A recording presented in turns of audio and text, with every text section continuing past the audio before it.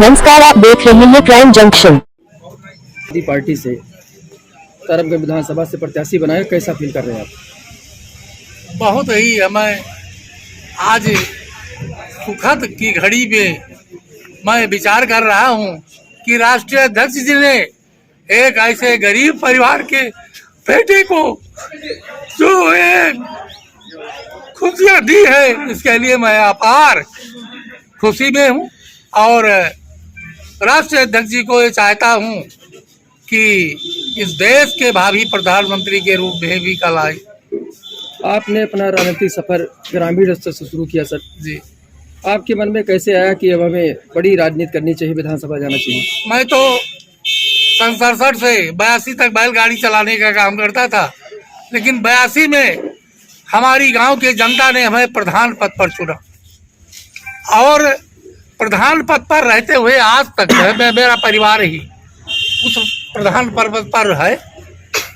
और जब मैंने हमारी जनता की सेवा करने का हमें एक अंदर ये लालसा हुई कि हम अपने गांव से उठकर समाज को भी देखें, तो मैंने 2012 में बहुजन समाज पार्टी से टिकट लेकर के और मैदान में उतरा।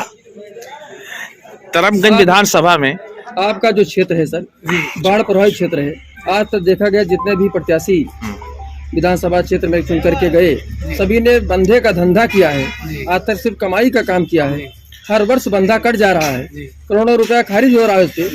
तो आप जब विधायक बनेंगे तो उस करप्शन को कैसे रोकेंगे? आपके मन में क्या है? हमारे राष्ट्रीय अध्यक्ष जी ने एक बात कहा है बंधा के बारे में कि हम इस बंधा को पक्का सीसी करवाएंगे।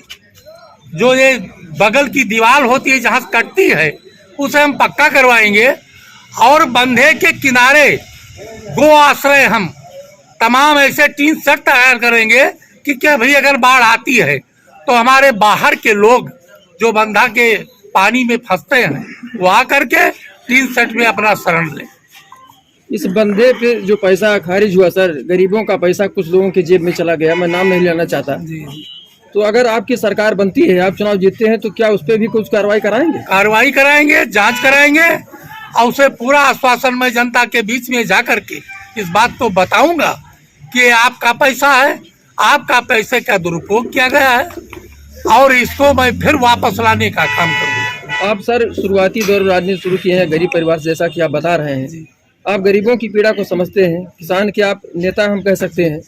आप एक इस समय अच्छे व्यवसाय से भी जुड़े हैं, लेकिन जो आपने दर्द सहा, उस दर्द को महसूस कर सकते हैं, किसानों के दर्द को महसूस कर सकते हैं।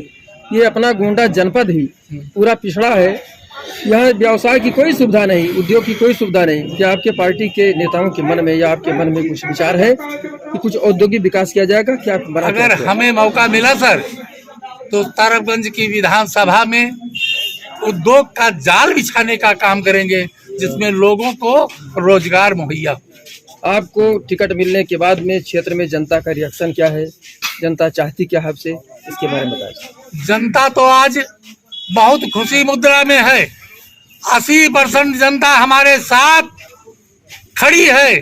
सुबह 5 बजे से लेकर के और अभी तक जन सैलाब लगा हुआ था, गाड़ियों का तांता लगा हुआ था, लोग बधाइयां दे रहे थे और आज लोगों में इतनी खुशी है, परिवर्तन की बयार बह रही है, लोग बदलना चाहते हैं।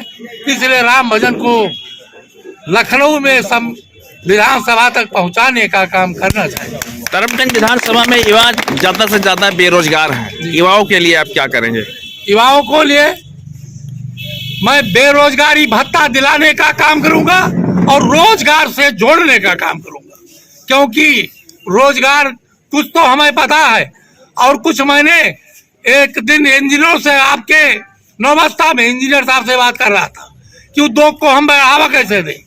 आपने कहा कि तरबगंज विधानसभा में अगर आपको मौका मिला तो पूरा का पूरा तरबगंज औद्योगिकरण होकर के रोजगार मिलने का काम।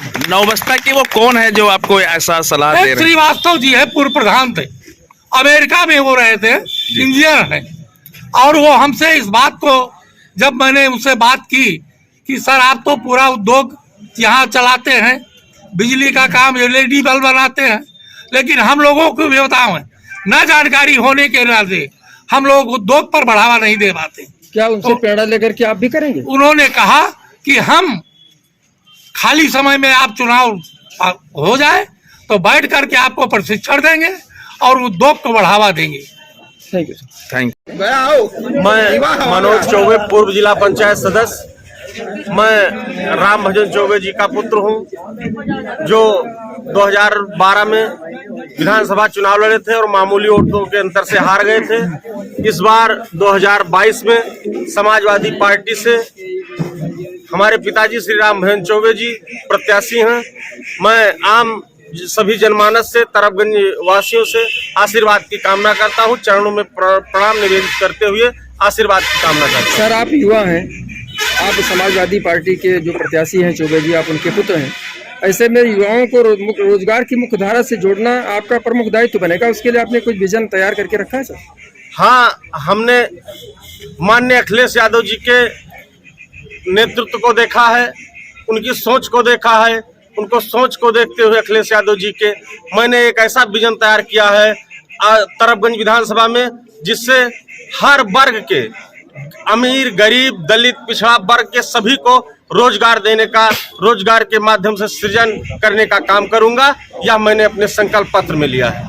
जैसे भाजपा के सरकार में व्यवस्था बनाई गई, ये आज जो छुट्टा जानवर हैं आज सड़कों पर टहल रहे हैं, तो आपकी सरकार, जैसा कि आप लोग मान के चल रहे हैं कि हमारी सरकार आ रही है, तो जब सरकार बनेगी तो उन जानवरों के लिए आप लोगों के मन में क्या विचार रहेगा?